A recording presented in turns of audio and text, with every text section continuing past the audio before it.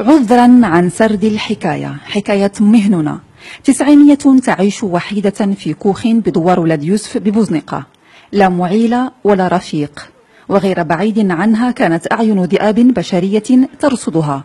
لكن ماذا أغراهم في هذا الكوخ وفي ساكنته؟ لقد كانت ترقبها لتغتصبها. نعم، لتغتصبها.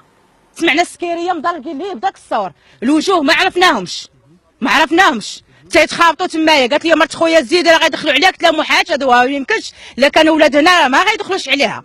مشينا بالليل، عيطات للعساس، ها هو العساس ديال هذيك الفيرما، قالت لها ودي ديك المراه خالتنا راه سمعنا السكيريه تما، الله يعطيك السلامه. مره جيب عليها دوره، ملي جاب عليها الدوره وقعت ديك الواقعه، جابتها لنا لاباس حطوها لنا قدام الدار، لقينا غيسع دمايات من الفوق حتى لتحت. اغتصبت بطريقة شاذة ووحشية من طرف مجموعة من الشبان، وتركت مدرجة في دمائها بصوت واهن مبحوح. بقيت تصرخ وتستغيث. وما جيناش وماتت.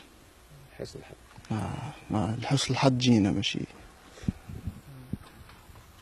مشكل. جينا عيطنا على القيد، عيطنا على المقدم ما كانش، عيطنا على القيد، عيطنا على الجندارم، هزيناها في بومبيه، دينا السبيطار هنا، قالوا لنا خصها تمشي ضروري للسويسي.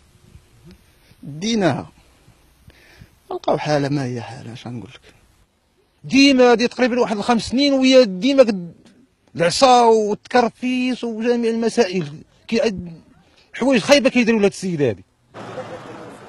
نقلت مهنونة للمستشفى الجامعي بالرباط قسم الولادة، رقدت فيه 5 أيام وغادرته.